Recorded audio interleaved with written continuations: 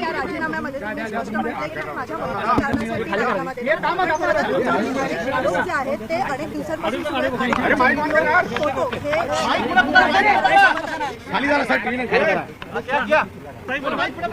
शिवणिका संस्थान जे महादेवाच्या मंदिरातलं देवस्थान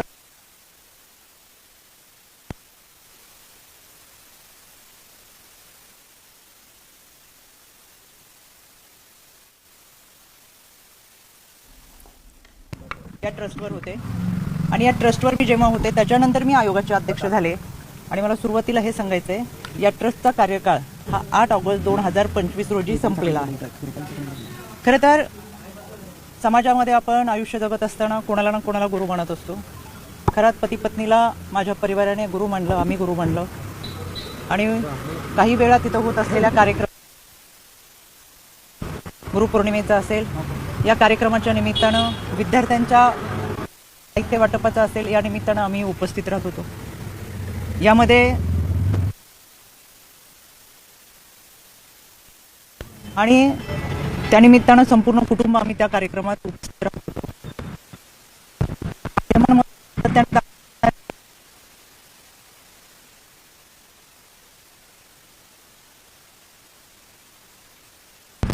5-6 वर्षापूर्वी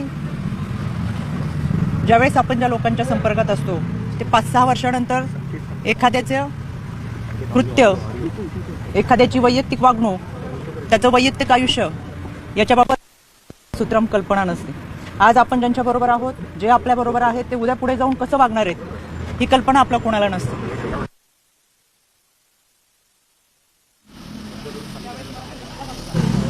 मी लगेच ते ट्विट देखील केले सुरुवातीला की या देवस्थान ट्रस्टशी माझ्या कुटुंबाचा संबंध आहे, पण खरात आणि त्याच्या वैयक्तिक आयुष्याबद्दल काही माहिती असायचं कारण नव्हतं।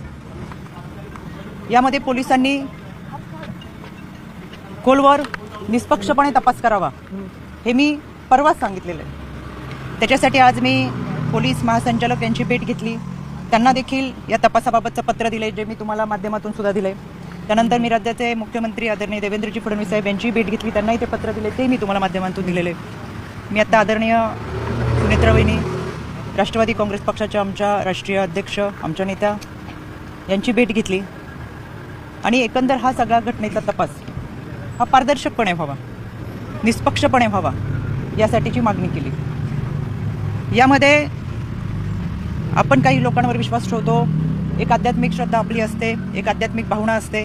माझं संपूर्ण कुटुंब हे वारकरी कुटुंब आहे, त्याच्यामुळे आमची जी श्रद्धा होती ती आध्यात्मिक दृष्टिकोनातून होती आणि म्हणून आम्ही कुटुंब ह्या देवस्थानशी जोडलं होतं। पण त्याची दुसरी जी बाजू आहे ती कधी आमच्या समोर आली नाही, काही माहीत असायचं कारण नाही। वर्षातल्या काही कार्यक्रमांना उपस्थित राहत असताना काही कालावधीसाठी आम्ही तिथं असायचो, त्याच्यामुळे जे काही घडले ते अत्यंत चुकीचं आहे, अतिशय घाणेरडं कृत्य आहे, त्याचं कुठेही आम्ही समर्थन करणार नाही। पोलिसांनी त्याचा सखोल तपास करावा, आरोपीवर कठोर कारवाई करावी ही मागणी आम्ही महासंचालक असेल, आदरणीय वहिनी असतील, आदरणीय देवेंद्रजी फडणवीस असतील यांच्याकडे केलेली आहे। यामध्ये 2 गोष्टी मला प्रकर्षाने सांगायच्या आहेत। काल कोणी एक पत्रकार खबरदार पुढारी यांनी त्यांच्या वर्तमानपत्रात एक बातमी दिली होती 19/3/2025 ही बातमी आमच्या समुपदेशकांकडे आली। समुपदेशक त्या विभागामध्ये काम करतात, विभागीय समुपदेशक असतात, त्यांनी ही बातमी, त्यानंतर समुपदेशकाने त्यांना हे पत्र पाठवलेले 8 तारखेला आमच्या प्रकल्प अधिकाऱ्याने हे पत्र पाठवून त्या पत्रामध्ये स्पष्ट दिले की आपल्या पेपरमध्ये जी बातमी आली त्याच्यामध्ये बातमीमध्ये काही मोघम स्वरूपात छापलेली आहे, तर या प्रकरणामध्ये आपल्याकडे काही माहिती असेल तर सविस्तर आयोगाला कळवावी। दुसरं पत्र आहे पोलीस अधीक्षकांना की तुम्ही तुमच्याकडे जी काही माहिती असेल ती माहिती या अत्याचाराच्या संदर्भात असेल किंवा काही असेल तर आपण पोलीस स्तरावरती कारवाई करावी, भूमिका घ्यावी, जे काही असेल। त्यापूर्वी माझ्या ऑफिसमधून संबंधित पत्रकाराला फोन गेला होता की तुमच्याकडे अशी काही तक्रार असेल, अशी काही माहिती असेल तर तुम्ही पोलिसांकडे जाऊन तक्रार दाखल करा। यानंतर तिथं स्थानिक पोलिसांनी सांगितलं की कोणतीही माहिती नाही, कोणत्या महिलेची तक्रार नाही, बऱ्याच वेळा चुकीच्या बातम्या ह्या छापल्या जातात आणि म्हणून त्यांनी आयोगाला ते पत्र पाठवले की आमच्याकडे कोणतीही माहिती नाही, जी काही बातमी मी दिली ती मोगम स्वरूपात दिलेली आहे, आमच्याकडे कोणतेही पुरावे नाहीत। 2 दिवसापासून ज्या चुकीच्या बातम्या चाललेत त्याचा मी तीव्र निषेध करते. दुसरी गोष्ट, माझ्याकडे 5 तारखेला एका मुलीचा मेल आला. त्याच्यावरती नाव दिसेल म्हणून मी फक्त तुम्हाला लांबून हे दाखवते. या संबंधित मेलमध्ये त्या मुलीने खरंचच्या ऑफिसमध्ये पूर्वी काम करणाऱ्या एका माणसाच्या संदर्भात तक्रार होती. खरंचचा यामध्ये कुठेही उल्लेख नव्हता. तातडीने त्याच दिवशी आमचं पत्र हे पोलिसांना गेलेलं आहे. मी स्वतः ॲडिशनल DG यांना ते पाठवलं आणि पोलिसांना आम्ही ते पत्र पाठवून जे कोणी असेल त्याच्यावरती तपास करावा असं सांगितलं. त्याची हेअरिंगसुद्धा हे पोलिसांचं पत्र. या तपासाची हेअरिंग 17 तारखेला माझ्या आयोग कार्यालयात लागली. या हेअरिंगमध्ये आम्हाला पोलिसांनी स्वतः पत्र दिलंय की याच्यामध्ये आम्ही कारवाई करतोय. कोणालाही, कुठल्याही व्यक्तीला, संस्थेला, कोणालाही पाठीशी घातलेलं नाही. पण तोपर्यंत खराचं कुठेही नाव नव्हतं. पण त्यांच्याकडे काम करणाऱ्या माणसाचं नाव याच्यामध्ये होतं, तरी आम्ही कारवाईचे आदेश दिले होते. त्या अनुषंगाने आम्हाला तेजस्वी सातपुते त्यांचं पत्र आहे की आम्ही याच्यामध्ये कारवाई करतोय. हे पत्र आहे आम्हाला 17 तारखेला.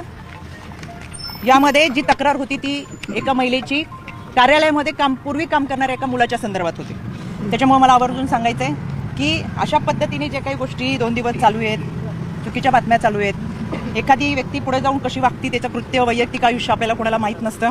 आम्ही जोडलो होतो तर मी पहिल्याच दिवशी ट्विट करून सांगितलं, हो आम्ही संस्थानाशी जोडलेलो होतो, देवस्थान ट्रस्टमध्ये होतो. ते फोटो माझ्या आहेत. अनेक वर्षापूर्वीच्या आमच्या कुटुंबाबरोबरचे फोटो तिथं होते आणि एखाद्या गुरुची, पती पत्नीची पाद्यपूजा करत असताना गुरुपौर्णिमेच्या दिवशीचे फोटो आहेत.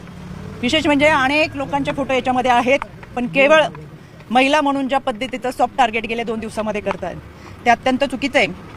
काही जणांनी पत्रकार परिषद घेऊन सातत्याने चुकीच्या बातम्या पसरवण्याचा प्रयत्न केला. कुणीतरी त्यांच्या आजच्या बातमीत दाखवलं 2 सप्टेंबरचा फोटो आहे. तर हा माझा फोटो, हा फोटो आहे 12 सप्टेंबरचा. ह्याच्यावरची 1 तारीख पुढची खोडली आणि 2 सप्टेंबर दाखवलं आणि काहीतरी त्या दिवशी अमावस्या पौर्णिमा काहीतरी आहे असं चुकीचं दाखवलं. माझ्या आजही अकाउंटवर गेला तर हे फोटो आहे असे आहेत. ते 2 सप्टेंबरचे नाही, ते 12 सप्टेंबरचे. दुसरी गोष्ट, 2 सप्टेंबरला आदरणीय अजितदादांच्या दौऱ्यात आम्ही होतो. हा माझा 2 सप्टेंबरचा फोटो आहे. 2 सप्टेंबरला हा फोटो झाल्यानंतर कुठेही माझ्या हाताला जखम नाही. हा 3 सप्टेंबर 4 सप्टेंबरचा फोटो आहे. माझ्या या भागामध्ये अधिकाऱ्यांच्या समवेत रस्त्याची पाहणी, कुठेही हाताला जखम नाही. हा 4 सप्टेंबरचा आहे. आणि हा 5 सप्टेंबरचा फोटो आहे. कुठेही हाताला जखम नाही. कुठला दिवस होता, काय होता विधी तो माहीत नाही. आणि हा 6 सप्टेंबरचा आहे.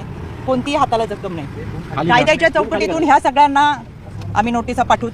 चुकीच्या पद्धतीने बदनामी करणं, अश्लील टीका टिप्पणी करणं, खोटे नॅरेटिव्ह सेट करणं, खोट्या बातम्या प्रसार करणं, या सगळ्यांच्या बाबत कायद्याच्या चौकटीतून प्रक्रिया नक्की करेल. मी परत सांगते, यामध्ये जी व्यक्ती होती ती दोषी आहेच. त्याच्यावर कठोर कारवाई झालीच पाहिजे.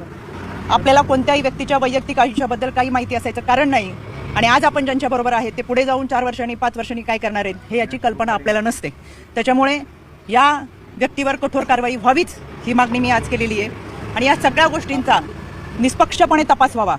त्याच्यामुळे मी आज राज्य महिला आयोगाच्या अध्यक्षपदाचा राजीनामा माझ्या नेत्या आदरणीय सुनेत्रा वहिनी यांच्याकडे मी सुपूर्द केलेला आहे. याबाबतचा जो काही निर्णय असेल तो आदरणीय वहिनी घेतील. आपल्याशी बोलण्यासाठी मी सविस्तर पुराव्यासहित पत्रकार परिषद घेतो. धन्यवाद.